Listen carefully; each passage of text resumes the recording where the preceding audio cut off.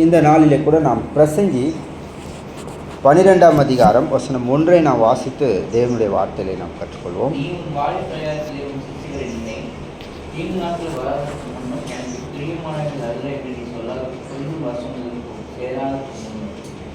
Okay, அப்போது இங்கே ஒரு கட்டளையை நம்ம பார்க்குறோம். இப்போ என்ன கட்டளைனா, நீ உன் வாலிப பிராயத்திலே உன் சிருஷ்டிகரை நினை என்று சொல்கிறார். பாருங்கள், இன்றைக்கி உலகத்தில் நம்ம பார்க்கும்போது அநேகர் சிருஷ்டிகரை நினைவு கூறுறாங்க. என்ன காரணத்திற்காக அப்படின்னு பார்த்தோன்னா, சரியான காரணத்துக்காக நினைவு கூறுகிறது இல்லைன்னு பார்ப்போம். சரியான காரணம் அப்படின்னு நம்ம சொல்லும்பொழுது ரோமர் 1ஆம் அதிகாரம் 24-25 வசனங்களை நான் வாசிப்போமானால், ரோமர் 1ஆம் அதிகாரம் 24-25 வசனங்கள். இது நிமித்தம் அவர்கள் தங்கள் இருதயத்தில் உள்ள இச்சைகளினாலே ஒருவர் தங்கள் சரீரங்களை அவமானப்படுத்தத்தக்கதாக தேவன் அவர்களை அசுத்தத்திற்கு ஒப்பு கொடுத்தார். தேவனுடைய சத்தியத்தை அவர்கள் பொய்யாக மாற்றி சிருஷ்டிகரை தொழுது சேவியாமல் சிருஷ்டியை தொழுது சேவித்தார்கள். அவரே என்றென்றைக்கும் ஸ்தோத்தரிக்கப்பட்டவர், ஆமென்றார்.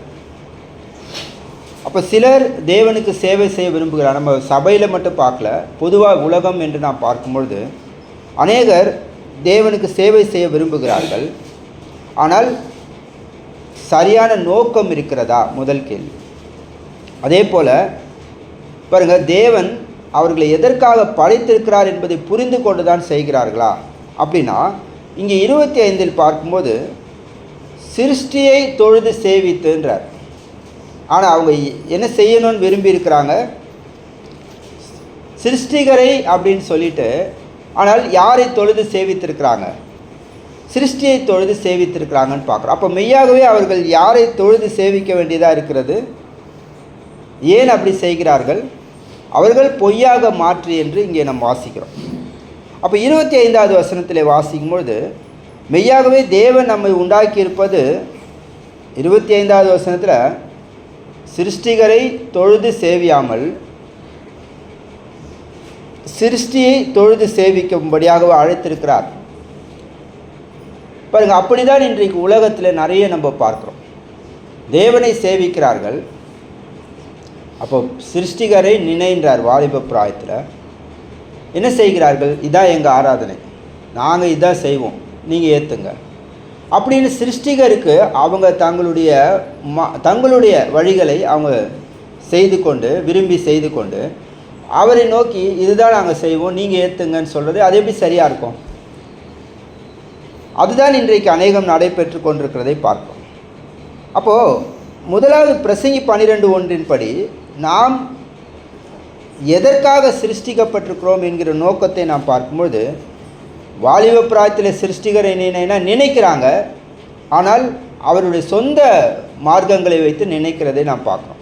அப்போஸ்தலர் 17:27 நம்ம எல்லாருக்கும் தெரியும். கர்த்தராகிய தம்மை அவர்கள் தடவியாகிலும் கண்டுபிடிக்கத்தக்கதாக தம்மை தேடும்படிக்கு அப்படி செய்தார். அவர் நம்மில் ஒருவருக்கும் தூரமானவர் அல்லவே என்றார். அப்போ தேவன் நம்மை சிருஷ்டித்திருப்பதின் நோக்கம் பார்த்தீங்கன்னா, அவரை தேடும்படிக்கின்றார். அதுவும் எப்படி தேடணும்? கண்டுபிடிக்கத்தக்கதாக தேடணும்னு சொல்கிறார். இப்போ தேடுறதுலேயே கண்டுபிடிக்கத்தக்கதாக தேடுகிறார்களா அல்லது அவங்களுக்கு சொந்த மார்க்கத்தை உருவாக்கி கொள்கிறார்களா? அப்போஸ்தலர் 17:27 பார்க்கும்பொழுது அவங்க சொந்த மார்க்கங்களை உருவாக்கி கொண்டு அவர்கள் பிரயாசப்படுறதை நாம் பார்க்கிறோம். ஆனால் அப்போஸ்தலர் 17:27 படி நம்மை சிருஷ்டித்தது அவரை கண்டுபிடிக்கத்தக்கதாக தேட வேண்டும் என்பதை நாம் பார்க்கிறோம். இதெல்லாம் எப்போ செய்யணும்னு நம்ம நினைக்கலாம்? பாருங்கள், வாலிப பிராயத்திலே இதை செய்யணுன்றார் கர்த்தர். இப்போ ஒரு வாலிபரே என்ன செய்திருக்கணும்? கர்த்தரை கண்டுபிடித்திருக்கணுன்றதை பார்க்குறோம். சரி, கண்டுபிடிக்க தவறினால் என்ன ஆகும்? ரோமர் 1ஆம் அதிகாரத்தில் பார்க்கும்பொழுது தேவன் அவர்களை என்ன செய்கிறார்? இப்போ சிருஷ்டிகரை கண்டுபிடிக்கத்தக்கதாக தேடுகிறதில்லை.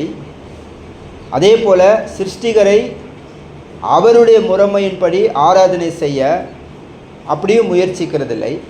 அப்போ அப்படி பொய்யாக மாற்றுகிறவர்களை தேவன் என்ன செய்கிறார்? ரோமர் 1ஆம் அதிகாரம் 26 நம்ம 32 வரை படித்தோன்னா தேவன் அவர்களை ஒப்பு கொடுத்துறார் சாத்தானுக்கு என்பதை நாம் பார்ப்போம். இப்போ சாத்தானுக்கு ஒப்பு கொடுக்கப்பட்ட பிறகு அவர்கள் செய்கிற செயல்கள் எல்லாம் எப்படி இருக்கிறது? நம்ம வாசித்தே 32 வரைக்கும் வரும்பொழுது அங்கே அநேக பாவங்களுக்கு அவர்களை ஒப்பு கொடுக்கறதை குறித்து சொல்கிறார். அப்போது அதாவது தேவனை தேடுகிற விஷயத்தில் வாலிப பிராயத்திலே தேட வேண்டும் என்பதை நம்ம பார்க்கிறோம். பிரசங்கி 12:1. அதே போல் சிருஷ்டிகரை கண்டுபிடிக்கத்தக்கதாக தேட வேண்டும் என்று பார்க்கிறோம். அதே போல் நம்முடைய சொந்த காரியங்களுக்கு மாற்றிக்கொள்வது அது சரியாக இருக்குமா பாருங்கள். அப்படி செய்கிறவர்களை தேவனும் என்ன செய்கிறார்? அவர் பதிலளிக்கிறார். அவங்களுக்கு எப்படி? அவர்களை சாத்தானுக்கு ஒப்பு கொடுத்து விடுகிறார் என்பதை நம்ம பார்க்கிறோம். சரி, அடுத்தது இப்போ இதே பிரசங்கி 12:1 பாருங்கள், இங்கே 2 காரியங்களை நாம் பார்க்குறோம். தீங்கு நாட்கள் வராததற்கு முன்னும்ன்றார். பிரசங்கி 12:1 மீண்டும் வாசிப்போம். நீ உன் வாலிப பிராயத்திலே உன் சிருஷ்டிகரை நினை, தீங்கு நாட்கள் வராததற்கு முன்னும் எனக்கு பிரியமானவைகள் அல்ல என்று நீ சொல்லும் வருஷங்கள் சேராததற்கு முன்னும்ன்றார். அப்போது பாருங்கள், தீங்கு நாட்கள் வராததற்கு முன்னும் சொல்லும்பொழுது எனக்கு மகிழ்ச்சியான ஒரு காலங்கள் இப்போ இருக்குது, எப்போவுமே அதே இருக்கும் என்று நம்ம சொல்ல முடியுமா? பாருங்கள், அவைகள் வராததற்கு முன்னும் என்று சொல்கிறார். அதே போல் எனக்கு பிரியமானவைகள் அல்ல, தீங்கு நாட்கள் வராததற்கு முன்னும் எனக்கு பிரியமானவைகள் அல்ல என்று நீ சொல்லும் வருஷங்கள் சேராததற்கு முன்னும்ன்றார். எப்போ வேணாலும் வரலாம், ஆனால் அதற்கு முன்னாடியே என்ன செய்கிறாரு? உன் வாலிப பிராயத்திலே சிருஷ்டிகரை நினை என்று சொல்ல. சங்கீதம் 28:5 வாசிப்போம். கர்த்தருடைய பிள்ளைகள் கூட தேவனை தேடுகிற விஷயத்தில் தேடுகிறார்கள், கண்டுபிடிச்சும் இருக்கலாம் ஒரு வேளை, ஆனால் தொடர்ந்து என்ன செய்து கொண்டே இருக்கணும்னு பாருங்கள். சங்கீதம் 28:5 வாசிப்போம். அவர்கள் கர்த்தருடைய செய்கைகளையும் அவர் கரத்தின் கிரியைகளையும் கவனியாதபடியால் அவளை இழுத்து போடுவார், அவளை கட்ட மாட்டார். அப்போ பாருங்கள், இங்கே இன்னொரு காரியத்தை நம்ம பார்க்குறோம். என்னென்னா, அப்போ தேவன் அதாவது கர்த்தருக்குள் இல்லாதவங்களாக இருந்தாலும் சரி அவர்களை இடித்து போடவும் கூடியவராக இருக்கிறார். ஏன், என்ன காரணத்துக்காக, என்ன அதாவது குறிப்பிட்ட உயர்பட்சமான காரணத்துக்காக இது செய்கிறார்? அவர்கள் கர்த்தருடைய செய்கைகளையும் அவர் கரத்தின் கிரியைகளை கவனியாதபடி ஆள்றார். அவர்களை இடித்து போடுவார், அவர்களை கட்ட மாட்டார் என்பதை நம்ம பார்க்கோம். அப்போ தீங்கு நாட்களாக இதெல்லாம் பிரசங்கி 12:1 நம்ம பார்த்தோம் இல்லையா? தீங்கு நாட்கள் வராததற்கு முன்னும் எனக்கு பிரியமானவைகள் அல்ல என்று நீ சொல்லும் வருஷங்கள் சேராததற்கு முன்னும் சொல்லும்போது, இப்போ கர்த்தர் இடித்து போடும்பொழுது கர்த்தர் கட்டவில்லை என்றால் என்ன ஆகும் பாருங்கள். இதற்கெல்லாம் என்ன காரணம் நம்ம பார்க்கும்போது பாருங்கள், ஏசாயா 42:8 ஏசாயா 48:11 நம்ம படித்தோன்னா தேவனுடைய மகிமையை அவர்கள் மாற்றுவது மிகப்பெரிய ஒரு அவரை கோபத்துக்குள்ளாக்குறதை பார்க்கணும். இப்போ தேவனுடைய மகிமையை அவர் வேறு ஒருவனுக்கும் கொடைன்றாரு, வேறு ஒன்றுக்கும் கொடைன்றார். வேறு ஒருவனுக்குன்னு சொல்லும்போது நமக்கு புரியுது, வேறு ஒன்றுக்குன்னு சொல்லும்போது அதுவும் நமக்கு புரியுது. அப்போ தேவனை விட்டுட்டு பெற்றோருக்காக அப்படின்னு சில பிள்ளைகள் இருந்து இதை நாங்கள் செய்கிறோம் அதை செய்கிறோன்றாங்க. அதுவும் யாருக்கு? தேவனுக்கு மகிமை செலுத்தலை, பெற்றோருக்காக செய்கிறதா இருக்கலாம். பிள்ளைகளுக்காக நாங்கள் இது செய்கிறோம் அப்படின்னு பெற்றோர்கள் செய்தாலும் அதுவும் என்னவாக இருக்கிறது பாருங்க. அப்போ வேறு ஒருவருக்கும் கொடைன்றார் மனிதர்களுக்கு, அதே போல் வேறு ஒன்றுக்கும் கொடைன்றார். ஏசாயா 48:11 வேறு ஒன்றுக்குன்னு சொல்லும்பொழுது ரோமர் 1ஆம் அதிகாரத்திலே பார்க்குறோம். சிருஷ்டியை வணங்குவது, அது சிலை வழிபாடாக இருக்கலாம், அல்லது மிருகங்கள், ஊரும் பறவைகள், இது மாதிரி மச்சங்கள்னு எதுவாக இருந்தாலும் சிருஷ்டி என்பது நமக்கு தெரியும். சிருஷ்டிகர் என்றால் படைப்பார், படைத்தவர். சிருஷ்டி படைக்கப்பட்டது, ஒரு மனிதன் கைவேலையினால் உண்டாக்கினதா எதுவாக இருந்தாலும் அப்போ அவைகளுக்கு மகிமை கூட. இது நிமித்தமாக தான் 1 யோவான் 5:19 சொல்கிறார், நமக்கு தெரிஞ்ச வசனம் அது. 1 யோவான் 5:19 உலகம் முழுவதும் பொல்லாங்கனுக்குள் கிடக்கிறது என்று அறிந்திருக்கிறோம். அப்போ உலகம் முழுவதும் என்று சொல்லும்பொழுது அபூர்வமாய் சிலர் தான் தேவனை தேடி கண்டுபிடித்து சரியான மார்க்கத்தில் நடக்கிறார்கள். பெரும்பாலானவங்க என்ன செய்து கொண்டிருக்கிறாங்க?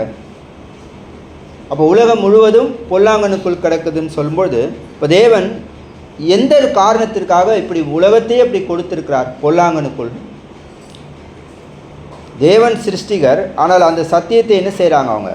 அப்போது பிரசங்கி 12:1 நம்ம வருகிறோம். வாலிப பிராயத்திலே உன் சிருஷ்டிகரை நினை என்று சொல்கிறதை பார்க்கணும்.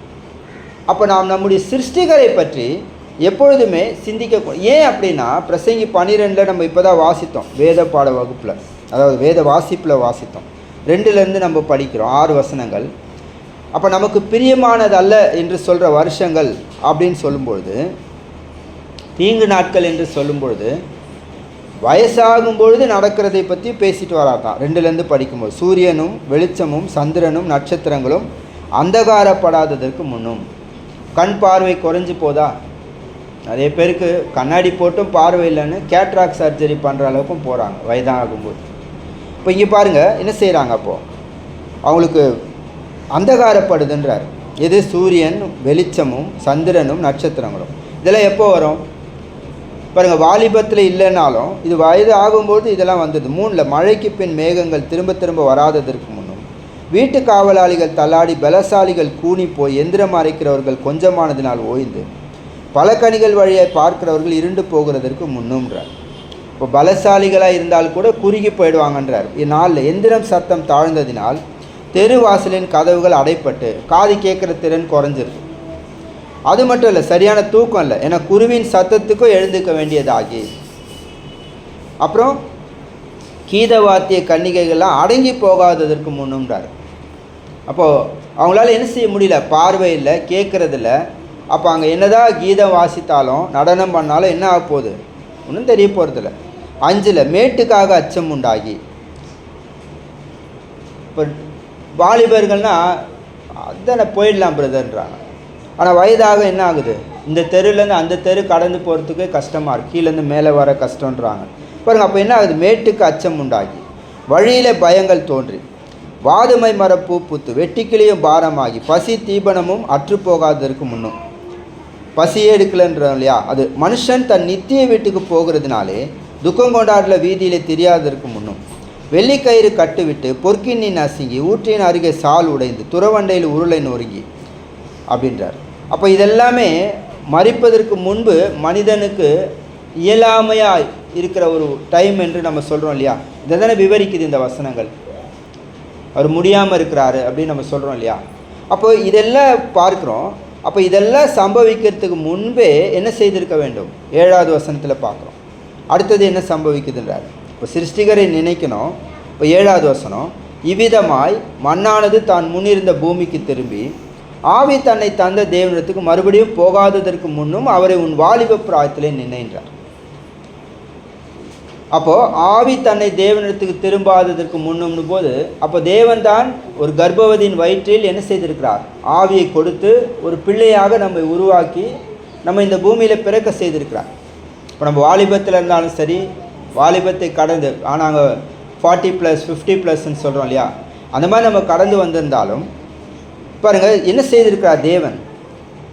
எப்படி இருந்தாலும் நம்ம இப்போ முன்னாடி என்ன செய்திருக்கிறோம், தாயின் கர்ப்பத்தில் அவர் ஆவியை கொடுத்ததினால் இந்த பூமிக்கு வந்திருக்கிறோம்.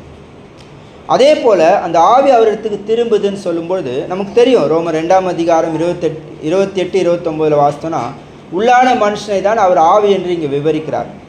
உள்ளான மனுஷன்னா மனம் இருதயம் ஆத்மாவானது என்ன செய்கிறது, தேவனிடத்துக்கு போகிறது. இந்த சரீரம் மண்ணான சாயல் மண்ணுக்கு திரும்புகிறதை நம்ம பார்க்குறோம். சரி, அப்போ அங்கே போன உடனே அவ்வளோதான், நான் முடிஞ்சு போச்சா? அநேகருக்கு அதுக்கு பிறகு என்ன நடக்கும்னு தெரியல. ஆனால் வேதம் நமக்கு சொல்லுது, தற்காலிகமாக ஒரு இடத்தை என்ன செய்கிறார், பாதாளம் என்று தேவன் ஆயத்தப்படுத்தியிருக்கிறார் என்றும், அதிலே பரதேசி என்றும் வேதனை உள்ள இடம் என்றும் 2 பிரிவுகள் இருக்கிறதே சொல்கிறார். லூக்கா 16ஆம் அதிகாரத்தில் படிக்கிறோம். அப்போ அந்த பாதாளம்ன்ற இடத்துல உள்ள பரதேசி தான் உண்மையுள்ளவர்கள் போய் சேருகிற இடமா இருக்க போது,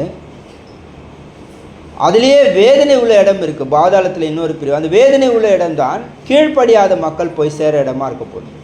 அப்போ தேவன் ஆவி அவரிடத்துக்கு போன பிறகு அவர் என்ன செய்கிறார், அவருடைய சித்தத்தின்படி அவைகளை பிரித்து வைக்கிறார் என்பதை நாம் பார்க்குறோம். அப்போ இயேசு பூமியில் இருந்த பொழுது அவர் தன்னுடைய ஆவியை விடுவதற்கு முன்பு அதை யாரிடத்தில் விட வேண்டும் என்பதில் மிக அக்கறையாக இந்த வார்த்தையை சொன்னார். லூக்கா 23:46 வாசிப்போம்.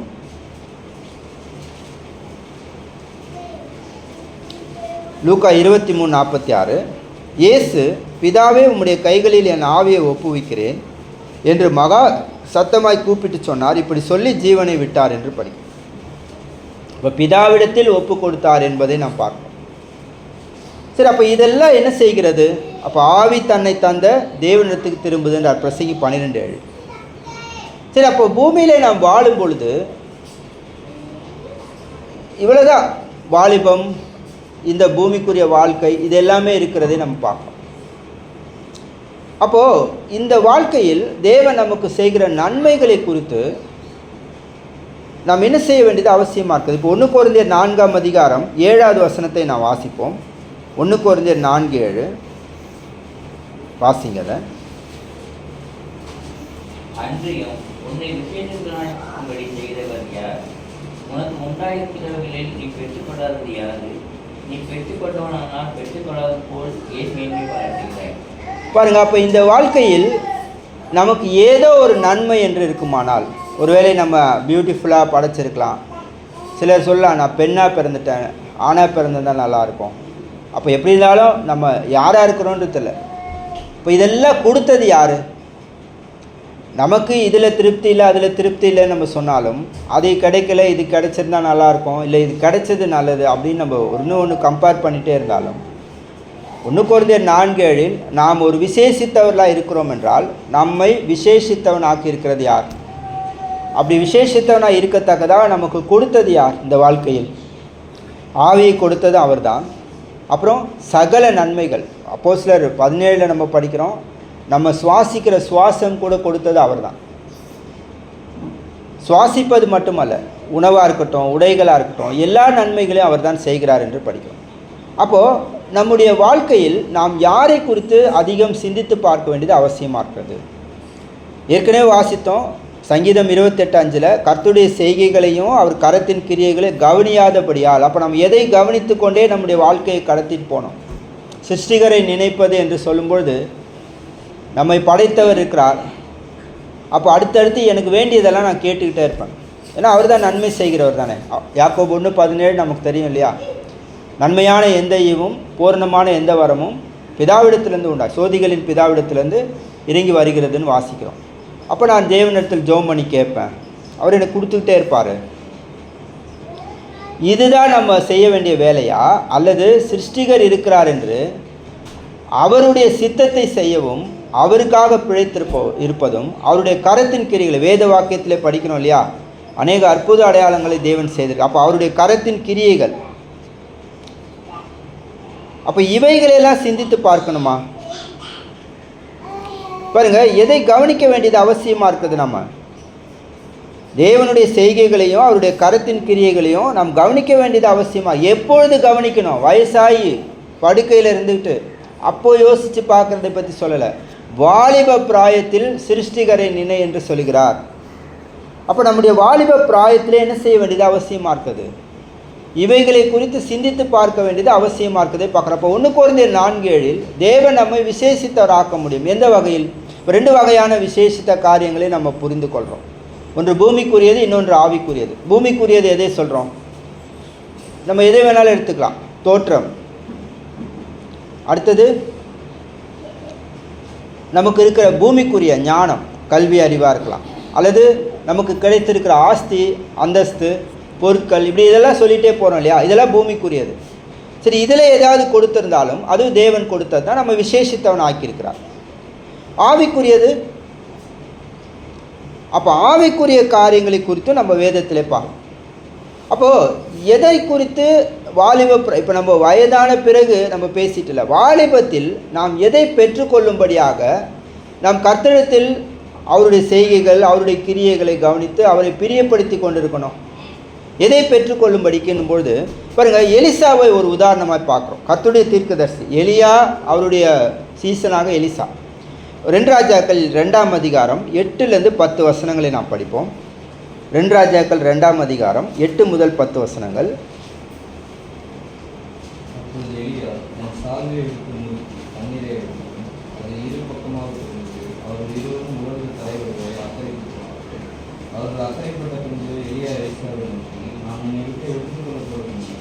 நான் உனக்கு செய்ய வேண்டியது என்ன கேள் என்றான். அதற்கு எலிசா, உம்மிடத்துக்குள்ள ஆவியின் வரம் எனக்கு இரட்டிப்பாய் கிடைக்கும்படி வேண்டுகிறேன் என்றான்.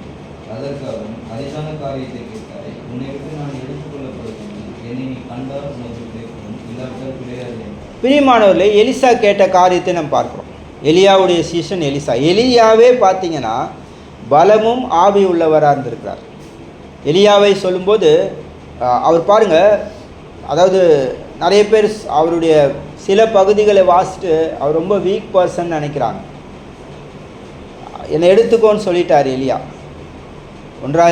ஒன்றாஜாக்கள் 19ஆம் அதிகாரத்தில். ஸோ என்ன நினைக்கிறாங்க, அவர் ரொம்ப வீக்கான ஆள் அப்படின்னு நினச்சிக்கிறாங்க. ஆனால் கர்த்தர் சொல்கிறார் பலம் உள்ளவர் என்று சொல்லுகிறார் எலியாவை. அதே மாதிரி பரிசுத்த ஆவியை பெற்றுக்கொண்டதில் பாருங்கள், எலியா மரித்தோரை எழுப்புகிற அளவுக்கு வல்லமை பெற்றிருந்தார். தேவனுடைய வரங்களில் வல்லமை, அது எவ்வளோ பெரிய வல்லமை அது. அப்படிப்பட்ட எலியாவை குறித்து பார்க்குறோம். அவருடைய சீஷன் எலிசா எதை கேட்கிறார், உங்களுக்கு இருக்கிறதுல எனக்கு 2 மடங்கு வேணும்னு கேட்குறார். பாருங்கள், ஒரு வாலிபன் தன்னுடைய வாலிப பிராயத்தில் இது மாதிரி ஆவிக்குரிய வரங்களை குறித்து, ஆவிக்குரிய காரியங்களை குறித்து கேட்பாரானால், கர்த்தரிடத்தில் கேட்பாரானால் அது எப்படி இருக்கும்? பாருங்கள், யாக்கோபு 1:5 நம்ம வாசிக்க போகிறதில்ல. அப்போ நான் பிதாவானவர் அவர் ஞானத்தை கேட்கும் பொழுது அவர் அதில் பிரியம் கொள்கிறாரா, கொடுக்குறாரா? நிச்சயமாக கொடுப்பார். அப்போ எலிசா கேட்டது போல நாம் மேலானவைகளை கேட்போமானால் அது எப்படி இருக்கும்? கொலோசியர் 3:1-2 நம்ம எல்லாருக்கும் தெரியும். அப்போது எங்கே இருக்கிற மேன்மையானதுன்றார், கிறிஸ்துவுடைய வலது பார்சில் வீட்டிருக்கிற மேன்மையானதுன்றார். மேலானவைகளை நாடுங்கள் என்று சொல்கிறார். பூமியில் உள்ளதை அல்ல, மேலானவைகளை நாடுங்கள். ஒருவேளை நாம் அதை கேட்போமானால் என்ன ஆகும்? அதற்காக பிரயாசப்படுவோமானால் என்ன ஆகும்? பாருங்க, கர்த்தர் அந்த நன்மையை நமக்கு கொடுத்தால் என்ன ஆகும்? அப்போ ஒரு வாலிபன் தன்னுடைய வாலிப பிராயத்தில் இப்படிப்பட்ட ஆவிக்குரியவைகளை குறித்து கேட்டு கர்த்தர் அதை அவனுக்கு கொடுத்து கொண்டே இருக்கிறார். அப்போ ஆவிக்குரிய வகையில் அவர் அருமையாக ட்ராவல் பண்ணுறார். தேவனுடைய ஞானத்தில் ஆவிக்குரிய வளர்ச்சி இல்லையா, கர்த்தருடைய ஊழியத்தை செய்கிறது. அதை தாண்டி என்ன செய்கிறார்? நன்மைகள் நற்கிரியைகள் செய்கிறது. இப்படி ஒருத்தர் பிரயாசப்பட்டு கொண்டிருக்கிறார். அப்போ அவருடைய முடிவு மரிக்கிற தருவாயில் அவர் இப்படி சொல்வார். பிரசங்கி 12:1 சொன்னது போல, தீங்கு நாட்கள் வராததற்கு முன்னும் எனக்கு பிரியமானவைகள் அல்லன்னு சொல்கிற வருஷங்கள் சேராததற்கு முன்னும் சொல்வாரா? அல்லது கிறிஸ்து எனக்கு ஜீவன், சாவு எனக்கு ஆதாயம்னு சொல்வாரா? அப்போ பாருங்கள் பிரியமானவர்களே, அப்போ எவைகளை குறித்து வாலிப பிராயத்திலே நம்ம பிரயாசப்பட வேண்டியது, தேட வேண்டியது அவசியமாக இருக்கிறது.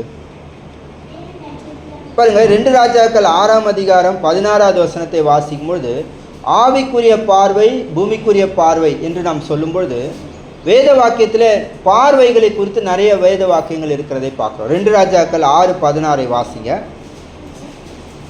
2 ராஜாக்கள் 6:16.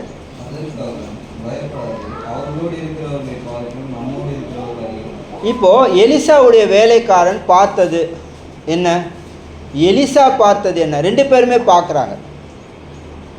இங்கே என்ன ஆச்சுன்னு உங்களுக்கு தெரியும். இதுக்கு மேலே உள்ள வசனங்களை படிச்சிங்கன்னா, சீரிய ராஜா எலிசாவை பிடிக்க ஆட்களை அனுப்பிட்டார். அப்போது எலிசா இருந்த மலையை சுற்றி சீரியர் படை சூழ்ந்திருக்கு.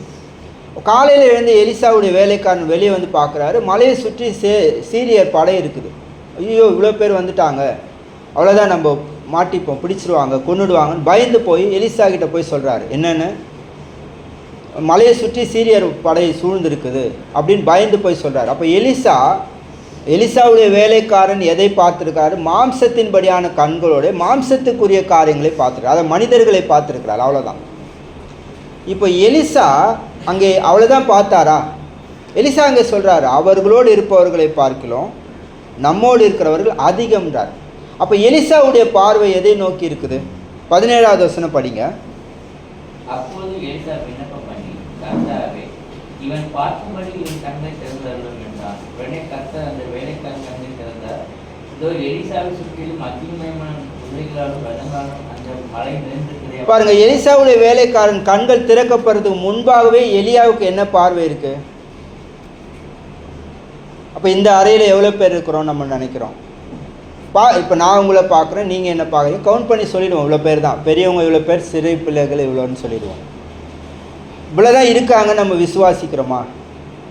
ஒருவேளை எலிசாவுடைய வேலைக்காரன் கண்கள் திறக்கப்படுறது போல் நமக்கு ஒரு அற்புதம் தேவன் செஞ்சுட்டார், கண்ணை திறந்தார். இங்கே அவ்வளோதான் நம்ம பார்ப்போமா? அப்போ என்ன சொல்லுவோம்? இல்லையே, இந்த அறையில் எக்ஸ்ட்ரா 2 பேர் இருக்கிறாங்களே, 3 பேர் இருக்கிறாங்களே, அப்போ நம்ம ஏற்கனவே செய்த கவுண்டிங் தப்பு. அப்படி தானே புரிஞ்சுக்குவோம். எவ்வளோ சுலபமாக இருக்கு பாருங்க. அப்போ ஆவிக்குரிய வகையில் பார்வையை குறித்து பார்க்குறப்போ இதெல்லாம் தரிசித்து நடக்கிறது இல்லைன்றா. 2 கொரிந்தியர் 5ஆம் அதிகாரம் 6வது வசனத்தை படிக்கும்பொழுது, அப்போ வேத வாக்கியத்தில் சொல்கிற ஆவிக்குரிய பார்வை என்னும்பொழுது அப்போது சொல்கிறார் இல்லையா 2 Corinthians 5:6 நாம் தரிசித்து நடவாமல் விசுவாசித்து நட. அப்போ வித்தியாசப்பட்ட பார்வை குறித்து வேத வாக்கியம் நமக்கு சொல்லுது. அப்போ இன்றைக்கு அற்புதம் மாதிரி எலிசாவுடைய வேலைக்காரன் கண்கள் திறக்கப்பட்டு அவர் பார்த்த மாதிரி நம்ம தூதர்களையோ அக்கினிமயமான குதிரை ரதங்களையோ பார்க்கறதுக்கு தான் நம்ம கேட்கணுமா? இல்லை. ஆவிக்குரிய பார்வைன்னு சொல்லும்போது 2 பேதுரு 1:9 சொல்லும்போது அங்கே குருடனாக இருக்கிறான்றார். கண் சொருகி போன குருடனாக இருக்கிறான். யார் அவர்? கிறிஸ்தவன் ஞானஸ்நானம் எடுத்தான். ஞானஸ்நானம் எடுத்த பிறகு என்ன செய்கிறார்? அவர் கண் சொருகி போன குருடன் ஆகிறார். எப்பொழுது? எப்படி பாருங்கள், பூமிக்குரியது ஆவிக்குரியதுன்னு 2 காரியங்களையும் நம்ம பார்க்குறோம். அப்போ நாம் கிறிஸ்துவுக்குள் ஒரு வாலிபத்திலே ஞானஸ்நானம் எடுத்திருக்கலாம். ஆனால் நம்ம எதை நோக்கி பயணித்து கொண்டிருக்கலாம்? பூமிக்குரிய காரியங்களே பயணித்து கொண்டிருக்கலாம். அப்போ ஆவிக்குரிய காரியங்களை குறித்து நம்ம நோக்கி பார்க்காமல் இருக்க முடியும். அப்போ கண் சொருகி போன குருடன் ஆகிறோன்றார். ஏன் அப்படின்னா உலகம் நம்மளை எதை குறித்தே பாராட்டிகிட்டே வரும். நல்லா படிச்சிட்டியா, அருமையான, நல்ல வேலை வாங்கிட்டியா, ரொம்ப அருமை. அப்புறம் மேரேஜ் பண்ணிட்டியா, பிள்ளைகள் பிறந்தாச்சா, வீடு கட்டியாச்சா, கார் வாங்கியாச்சா, ரொம்ப அருமையான உன்னுடைய வாழ்க்கை, சரியாக போயிட்டுருக்குறான், இவன் தான் சக்ஸஸ்ஃபுல் பையன், இவன் தான். அதே மாதிரி ஒரு பெண் அப்படி சொல்லிகிட்டே வரும்பொழுது என்ன ஆகுது? இப்போ ஆணோ பெண்ணோ இப்படி பூமிக்குரிய வகையில் நம்ம உலகம் பாராட்டி கொண்டே இருக்கும்போது நம்ம பூமிக்குரிய காரியங்களை நோக்கி பயணிக்கிறோம். ஆனால் நமக்கு ஆவிக்குரிய பார்வை இல்லாவிட்டால் இதுதான் சரி என்று போயிட்டுருப்போம். இதற்காகவே கர்த்தர்கிட்ட கேட்போம், என்னை விசேஷித்தவன் ஆக்கும் கேட்போம். அவர் விசேஷித்தவன் ஆக்குனால்னா முடிவில் என்னவாக இருக்கும்? வாலிபம்லாம் கடந்து வயதாகி போகும்பொழுது அப்போ என்ன இருக்கும் பாருங்கள். வாலிப பிராயத்திலே நம்ம எதை சிந்தித்து பார்க்க வேண்டியது அவசியமாக இருக்குது. இப்போ ஒருவர் படிக்கிறார், ரொம்ப நல்லா படிக்கிறார், மார்க் எடுக்கிறார், நல்ல வேலைக்கு போகிறோம் பிரதர். ஏன் வேலைக்கு போகிறீங்க? எபேசியர் 4:28 குறிக்கோளாக கொண்டிருந்தால் அது சிறப்பானது. எபேசியர் 4:28 என்ன சொல்கிறாரு? திருடுகிறவன் இனி திருடாமல் குறைச்சல் உள்ளவனுக்கு கொடுக்கத்தக்கதாக நலமான வேலை செய்து பிரயாசப்பட கடவன். அப்போது கர்த்தருடைய ஊழியம் செய்பவர்களுக்கு உதவி செய்வது, காணிக்கை கொடுப்பது, தரித்திரரை தாங்குவது, இந்த மாதிரி நோக்கங்களுக்காக நான் செலவழிக்கணும், அதுக்காக நல்லா படித்து நல்லா வேலைக்கு போகணும். அப்படி ஒரு வாலிபன் திட்டமிட்டால் அது சிறப்பானது. அது எதோட பயணிக்கிறதா இருக்குது? ஆவிக்குரிய வகையில் மேலானவைகளை தேடுறதா இருக்கிறதை பார்க்கும்.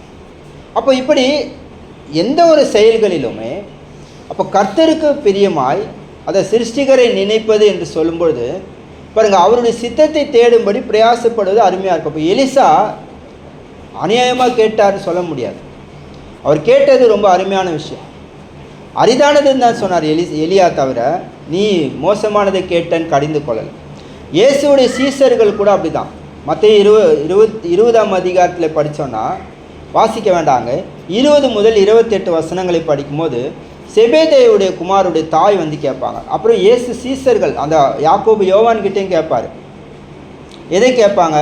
இயேசுடைய ராஜ்யத்தில் என்னுடைய ஒரு குமாரன் வலது பக்கத்தில் இன்னொரு குமாரன் இடது பக்கத்தில் இருக்கணும்னு கேட்பாங்க. இயேசு அவங்கக்கிட்டையும் கேட்பார், யாக்கோபு நீங்கள் விரும்புகிறீங்களா அந்த இடத்தன்னுவார். பாருங்கள், ஆமான்னுவாங்க அவங்க. அப்போது அது என் பிதாவிடத்தில் இருக்குதுன்னு சொல்லுவார். அது யாருக்கு கொடுக்கணும்னு அது அவருடைய சித்தம்னுவார். அப்போ அதை இயேசு அவங்கள நீங்கள் பேராசை பிடிச்சவங்க அப்படின்லாம் கடிந்து கொள்ளலை. ஸோ இப்படிப்பட்டவைகளை நாம் தேடி பிரயாசப்படும்பொழுது அது வாலிப பிராயத்திலேருந்தே அதற்காக பிரயாசப்படுவது, குறிக்கோளோடைய பிரயாசப்படுவது ரொம்ப அருமையான விஷயமா இருக்கும் என்பதை பார்க்குறோம். எலியாவுடைய வேலைக்காரன் அந்த எலிசா தேடினது எதை? எலியா கிட்ட இருக்கிற ஆவி 2 மடங்கு வேணும்னு ஆவிக்குரிய ஒரு காரியத்தை கேட்டுக்கொண்டார்.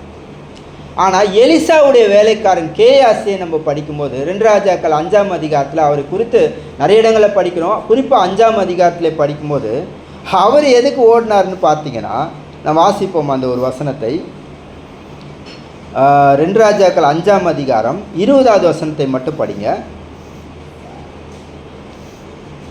தேவனுடைய மனுஷனாகி எலிசாவின் வேலைக்காரன் கேயாசி என்பவன் அந்த சீரியனாகிய நாகமான் கொண்டு வந்ததை என் ஆண்டவன் அவன் கையிலே வாங்காமல் அவனை விட்டு விட்டார். நான் அவன் பிறகே ஓடி அவன் கையிலே எதிராக வாங்கினேன் என்று கர்த்தருடைய ஜீவன் மேல் ஆணையிட்டேன். நாகமானை போதும். அப்போ இங்கே வாசிக்கும்போது 20வது வசனம் மட்டும் நம்ம படித்தோன்னா அவர் எதை பார்த்துருக்கிறாரு? கேயாசி. பாருங்கள், எலிசாவோடு இருக்கிறாருன்னும் போது எலிசா செய்த அற்புதங்களை 4ஆம் அதிகாரத்தில் படித்தோன்னா, சூனேம் ஊரால் கனம் பொருந்திய ஒரு ஸ்திரீ, அந்த ஸ்திரீக்கு ஒரு பிள்ளை பிறந்து, அந்த பிள்ளை பிறக்கிறதுக்கு முன்னாடியும் கேயாசி தான் கவனிப்பார். அந்த பெண்மணி வந்து பிள்ளை இல்லை அவங்களுக்கு, அவள் பயங்கரமாக கவனிப்பாங்க எலிசாவுக்கு. அப்போ விழுந்து விழுந்து இவங்க சலக்கரணியாக நம்மளை கவனிக்கிறாங்களே, அவங்களுக்கு என்ன தேவைன்னு அந்த ஸ்திரீயை கேட்டப்போ, எனக்கு ஒரு குறையும் இல்லை, கர்த்தர் என்னை இஸ்ரவேலர் மத்தியில் ரொம்ப அருமையாக வச்சுருக்கிறான்னு சொல்லுவாங்க. கேயாசி கவனிப்பார். அதை என்ன கவனிச்சிருப்பார்னா, அந்த ஸ்திரீக்கு பிள்ளை இல்லை, அவ்வளோ வயது சென்றவள்னு சொல்லுவார் எலிசா கிட்ட.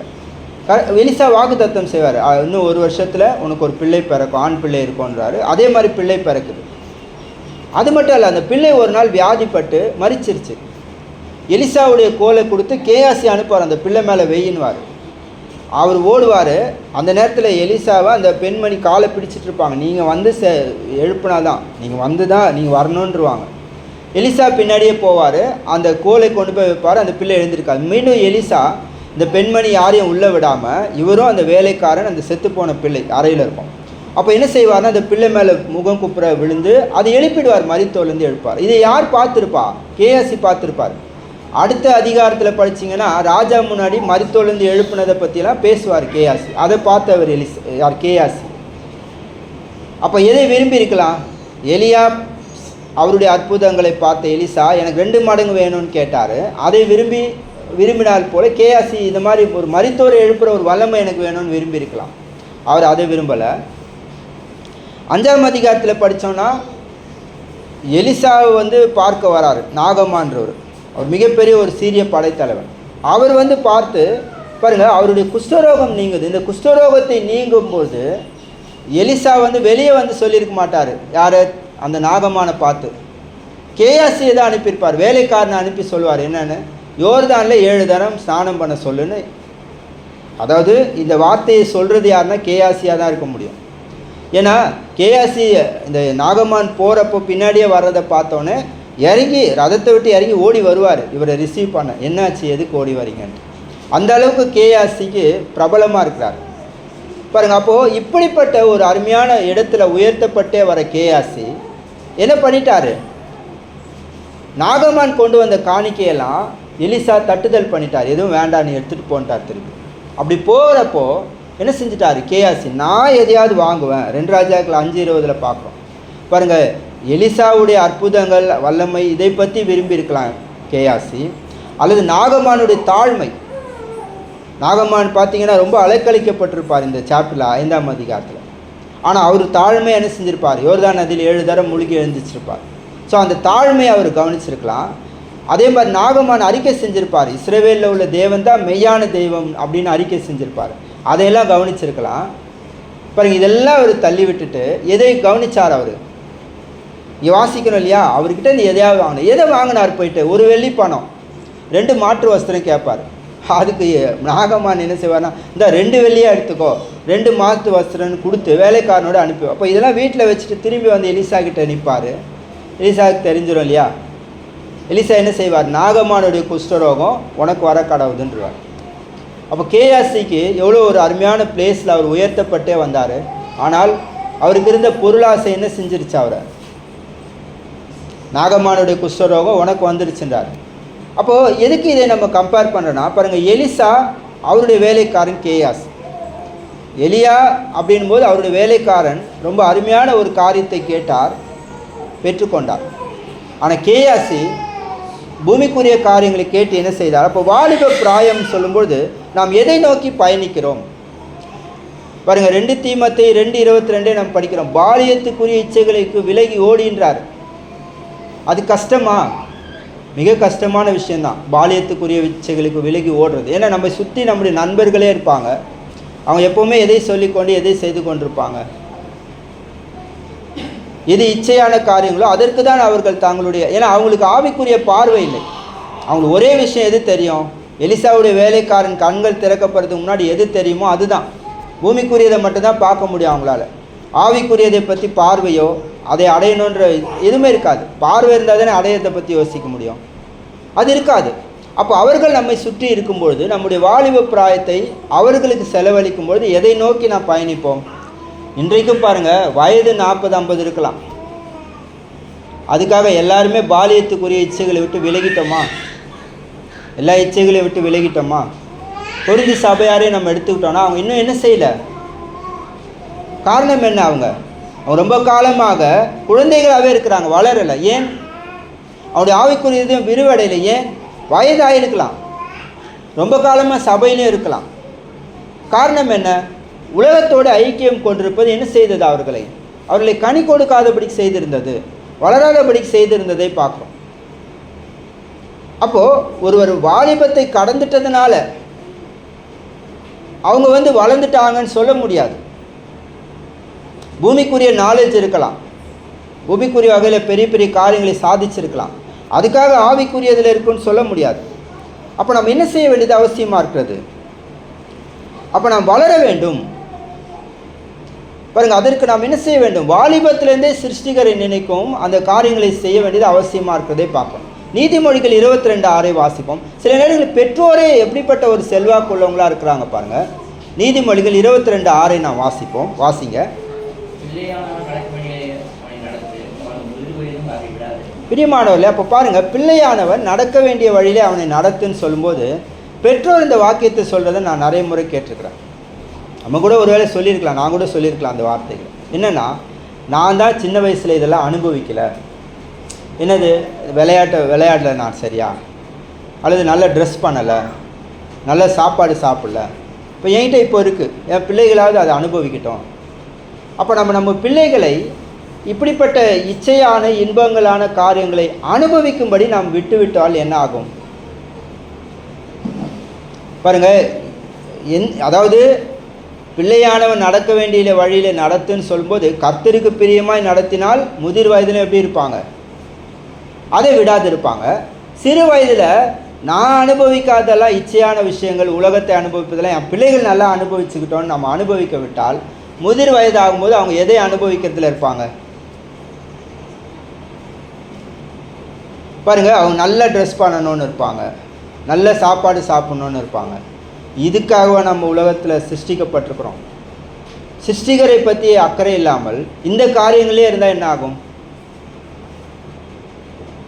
எதுக்கு இதை சொல்லுகிறோம் என்றால், அப்போ நாம் நடக்க வேண்டிய வழியில் நடத்தணும் போது ஒரு தீமத்தையும், அவருக்கு தகப்பன் இல்லை, சரியானதில்லை, அவர் ஒரு கிரேக்கன், ஆனால் தாய் யூத ஸ்திரீ, அவர்களால் என்ன செய்ய முடிந்தது?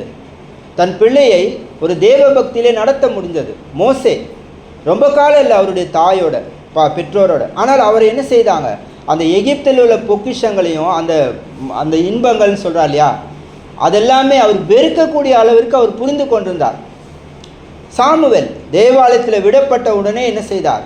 கர்த்தருக்கு. அப்போ சிறு வயதிலேயே நம்முடைய பிள்ளைகளை எதிலே பயிற்றுவித்து நடத்தணும் பாருங்கள். நமக்கு மிகப்பெரிய வேலைகள் இருக்கிறதை நம்ம பார்க்குறோம். இப்போ நம்ம பிரயாசப்படணுன்றத பார்க்குறோம். அப்போ பிரசங்கி 11:9-10 வசனங்கள் நம்ம படிக்கிறோம். வாலிபனே, உன் இளமையிலே சந்தோஷப்படு, உன் வாலிப நாட்களிலே உன் இருதயம் உன்னை பூரிப்பாக்கட்டும், உன் நெஞ்சின் வழியிலும் உன் கண்ணின் காட்சியிலும் நட. இதோடு நிறுத்தியிருந்தால் எல்லாருக்கும் வாலிப பிராயம் ஒரு அருமையானதாக தான் இருக்கும். எல்லாருமே நம்ம வயது கடந்து வந்த பிறகும் வாலிப பிராயத்தை பற்றி ஐயோ அந்த வயசுலேயே இருந்திருந்தால் நல்லா இருக்குமேன்னு சொல்லிக்கிட்டே தெரியல. ஆனால் நியாயத்திலே கொண்டு வந்து நிறுத்துவார் என்று அறிகின்றார் இல்லையா? எதை நியாயத்திலே கொண்டு வந்து நிறுத்துவார்? ஆனாலும் இவை எல்லாவற்றின் நிமித்தமும் தேவன் உன்னை நியாயத்திலே கொண்டு வந்து நிறுத்துவார் என்று அறிகின்றார். அப்போ தேவன் நமக்கு இந்த உலகத்தில் வாழ அனுபவிக்க இப்படி நிறைய காரியங்களை கேட்குறோம், கொடுத்துக்கிட்டே இருந்தாருன்னா நல்லதாக இருக்குது அப்படின்னு நினச்சிக்கிட்டு சரியான பாதையில் போகிறோன்னு நினைக்க வேண்டாம். தேவன் என்ன செய்வார்? எல்லாவற்றையும் நியாயத்திலே கொண்டு வந்து நிறுத்துவார். இந்த அறிவு என்ன செய்கிறதில்லை இன்றைக்கு கர்த்தருடைய பிள்ளைகளுக்கும் இருக்கிறதுல, உலகத்தில் இருக்கிறவங்களுக்கு இருக்கிறதுல, இஸ்ரவேல் ஜனங்களை குறித்து பார்க்குறோம். அவங்களும் அப்படி இல்லை. ஏசாயா 1:2-4 வசனங்களை வாசிப்போம். ஏசாயா 1:2-4 வசனங்கள். வானங்களை கேளுங்கள், பூமியை செவிக்கொடு.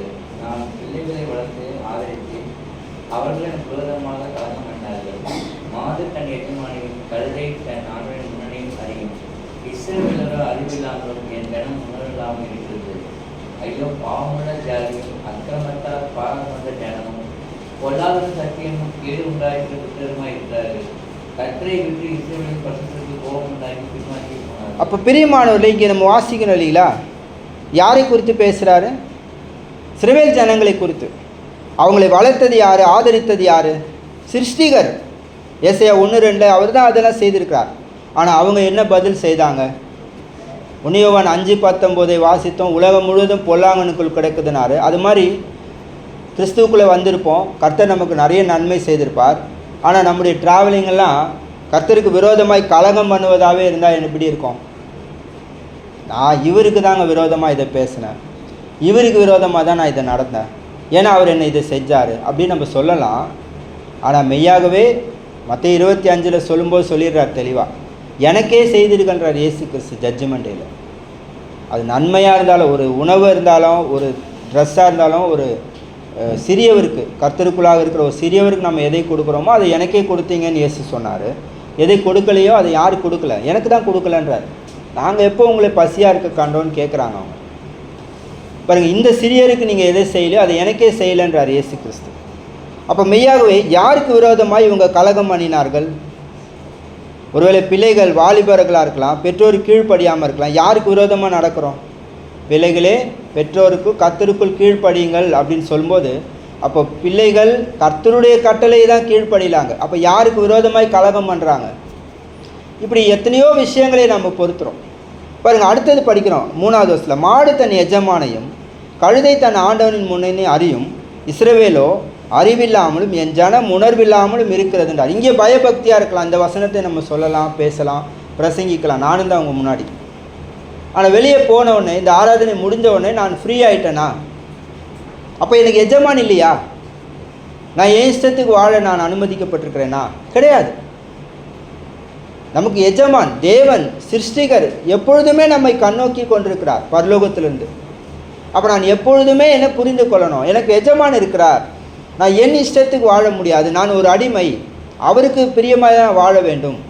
இப்படி எப்பொழுதுமே அவரை பிரியப்படுத்தணும். ஆனால் இந்த ஜனங்களுக்கு அந்த உணர்வு இல்லை. 3வது வசனம் 4வது வசனம், ஐயோ அவங்க என்ன பண்ணுறாங்க பாருங்கள், பாவமுள்ள ஜாதியும் அக்கிரமத்தால் பாரம் சுமந்த ஜனமும் பொல்லாதவர்களின் சந்ததியும் கேடு உண்டாக்குற புத்திரருமாக இருக்கிறார்கள். யாரை பேசுகிறார்? இஸ்ரவேலரை பேசுகிறார். நியாயப்பிரமாணம் கொடுக்கப்பட்டு அதை கை கொள்வோன்னு சொன்ன ஜனங்களை தான் பேசிகிட்டு இருக்கிறார். அப்போ இன்றைக்கு கிறிஸ்துவுக்குள்ளான நம்மை பற்றி என்ன? இந்த வாக்கியத்தை நம்மை பற்றி சொன்னால் என்ன ஆகும்? அப்போ நம்ம கர்த்தரை கோபம் ஊட்டி கொண்டே இருந்தால் என்ன ஆகும்? பாருங்கள், இஸ்ரவேலின் பரிசுத்தருக்கு கோபம் உண்டாக்கி பின்வாங்கி போனார்கள்ன்றார். அப்போ நியாய தீர்ப்பில் என்ன இருக்கும்? இப்போ பிரசங்கி 11:9 அப்போது உன் நெஞ்சின் வழியிலையும் கண்ணின் காட்சியிலும் நடன்னு சொன்னால் நியாய தீர்ப்பு இல்லைன்னு அர்த்தமா? நியாய தீர்ப்பில் அதெல்லாம் கேட்க மாட்டேன்னு சொல்லிட்டாரா? பிரியமானவர்களே, நம்ம என்ன செய்ய வேண்டியதாக இருக்கிறோம்? நம்ம நியாய தீர்ப்பு நாளிலே கணக்கு ஒப்புவிக்க வேண்டும் என்று பார்க்குறோம். பாருங்கள், நமக்கெல்லாம் தெரியும் ஐஸ்வர்யவான் எப்படி வாழ்ந்தார். ஏசாயா 5 இஸ்ரவேலர் வாழ்ந்த வாழ்க்கையை பார்த்தீங்கன்னா, அவங்க சாராயத்தை நாடி காலையிலேருந்து ராத்திரி வரைக்கும் குடிச்சிட்ருக்குறாங்கன்றார். அப்புறம் 12வது வசனம் ஏசாயா 5, 11, 12 அவங்க எப்படி வாழ்ந்துட்டுருக்குறாங்க? சங்கீதக்காரர்கள் இதெல்லாம் வச்சுட்டு, சுரமண்டலம்லாம் வச்சுட்டு ரொம்ப ஜாலியாக தங்களுடைய வாழ்க்கையை கழிச்சிட்ருக்குறாங்க. ஆனால் எதை செய்யலைன்றார் குறிப்பிட்டு 12வது வசனத்துலனா, கர்த்தரின் கிரியையை நோக்குகிறதும் இல்லை, அவர் கரத்தின் செய்கையை சிந்திக்கிறதும் இல்லைன்றார். இதெல்லாம் செஞ்சுட்டு அதை தேடலை. நம்ம ஏற்கனவே சங்கீதம் 34 படித்தோம். நம்ம எதுக்கு அழைக்கப்பட்டிருக்கிறோம்? எது அவரை கோபமூட்டும்? அவருடைய கரத்தின் கிரியையும் அவருடைய செய்கைகளையும் நம்ம சிந்திக்கணும், தியானிக்கணும். அதெல்லாம் விட்டு விடுவதே அவரை கோபம் உண்டாக்குறது. இவங்க இதெல்லாம் நாடிட்டு அதை விட்டுட்டாங்க. இப்போ என்ன ஆகுது? அவங்களுடைய முடிவு எப்படி இருக்கிறது பார்க்குறோம். இப்போ தேவனை கோபம் ஊட்டுறவங்களுக்கு என்ன முடிவு இருக்கும்? இப்போ லூக்கா 16 நமக்கு தெரியும். ஐஸ்வர்யவான் லாசர் 2 பேருமே மரித்தாங்க. மரித்த உடனே ஐஸ்வர்யவான் புரிஞ்சிருப்பாரா இல்லையா? நம்ம லைஃப்பை தொலைச்சிட்டோம், நம்ம லைஃப்பை வேஸ்ட் பண்ணிட்டோம், நம்ம என்ன செஞ்சிடக்கூடாது, இப்படி வாழ்ந்திருக்கக்கூடாது அப்படின்னு எப்போ சிந்திச்சு பார்த்தார் ஐஸ்வர்யவான்? மரித்து அவர் உடனே எங்கே விழிச்சிருப்பார்? வேதனை உள்ள இடத்துல விழிச்சார் இல்லையா?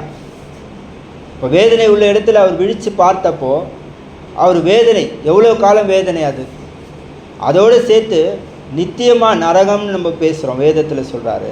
நித்திய ஆக்கினேன்னு அதை சொல்கிறார். பாருங்கள், அந்த இடத்தை அடைவது எவ்வளோ பெரிய விஷயம் பாருங்கள். அதற்கு நம்ம இப்பொழுதே வாலிபத்திலேயே என்ன செய்ய வேண்டியதாக இருக்கிறது? நம்முடைய சிருஷ்டிகரை நினைக்கவும். அது வாலிபர்களுக்கு தான் இந்த பிரசங்கம். எங்களுக்கெல்லாம் 40+, 50+, 60+, நாங்கள்லாம் எங்களுக்கெல்லாம் இந்த பிரசங்கம் இல்லை அப்படின்னு நம்ம சொல்ல முடியாது. எந்த வயதுனா எல்லாருக்குமே நியாய தீர்ப்பு இருக்கிறது. நம்ம இதுக்கு முன்னாடி எதை தொலைச்சோமோ, எதை செய்யலையோ அதை விட்டுட்டு இனிமேல் கர்த்தரை பிரியப்படுத்தவும், அவருடைய சித்தத்தின்படி செய்யவும், தேவனை தேவன் என்று மகிமைப்படுத்தவும் அவருக்காக பிழைத்திருக்கவும் நாம் பிரயாசப்பட வேண்டியது அவசியமாக இருக்குது. ஏன்னா வாலிபமாக இருந்தாலும் அதெல்லாம் மாயை, அப்படி தானே சொல்கிறாரு, இளவயதும் வாலிபமும் மாயை என்றார். அப்போது இதை புரிந்து கொள்வோமானால் என்ன செய்வோம்? பிரசங்கி 11:10 நீ உன் இருதயத்திலிருந்து சஞ்சலத்தையும் உன் மாம்சத்திலிருந்து தீங்கையும் நீக்கி போடுன்றார். நாம் அதையெல்லாம் நீக்கி போட்டு என்ன செய்வோம்? நாம் வளருவோம். இப்போ பிரியமானவர்களே, தேவனுடைய பிள்ளைகளாக இருக்கிற நாம் என்ன செய்ய வேண்டியது அவசியமாக இருக்குது. இயேசு சிறு பிள்ளையாக இருந்த பொழுது 12வது வயதிலே என்ன சொன்னார்? லூக்கா 12, லூக்கா 2:49 நமக்கு தெரியும். லூக்கா 2ஆம் அதிகாரம் 49 நாம் வாசித்து நிறைவு செய்வோம். அதற்கு அவர், நீங்கள் ஏன் என்னை தேடினீர்கள்? என் பிதாவுக்கு அடுத்தவைகளில் நான் இருக்க வேண்டியது என்று அறியீர்களா என்றார். அப்போது இயேசு தன்னுடைய 12 வயதிலிருந்தே, அதுக்கு சிறு பிள்ளையாக இருக்கும் பொழுது கூட என்ன செய்திருக்கணும்? பிதாவுக்கு அடுத்தவைகளில் இருக்க வேண்டாமோன்றார். அப்போ இப்படி ஒரு குறிக்கோள் நமக்கு இருக்குமானால், நம்முடைய வாலிப பிராயமாக இருக்கட்டும், அதை கடந்து போகக்கூடிய வருடங்களாக இருக்கட்டும், எல்லா வயது நிலையுமே நம்ம என்ன செய்வோம்? பிதாவை பிரியப்படுத்தும்படி அவருடைய கட்டளைகளை கை கொண்டு நடந்து என்ன செய்வோம்? அவரை பிரியப்படுத்தி கொண்டே இருப்போம் என்று பார்ப்போம். பாருங்கள், அப்படிப்பட்ட ஒரு வாழ்க்கையை நாம் தெரிந்து கொள்வோம். தேவன் நமக்கு அப்படிப்பட்ட ஒரு வாழ்க்கையை தெரிந்து கொள்ளத்தக்கதான ஒரு அருமையான ஞானத்தை நமக்கு கொடுத்து நம்மை வழிநடத்துவாராக. உங்களுடைய பொறுமையான கவனத்துக்கும் வாய்ப்பளித்த சபையாருக்கும் நன்றி.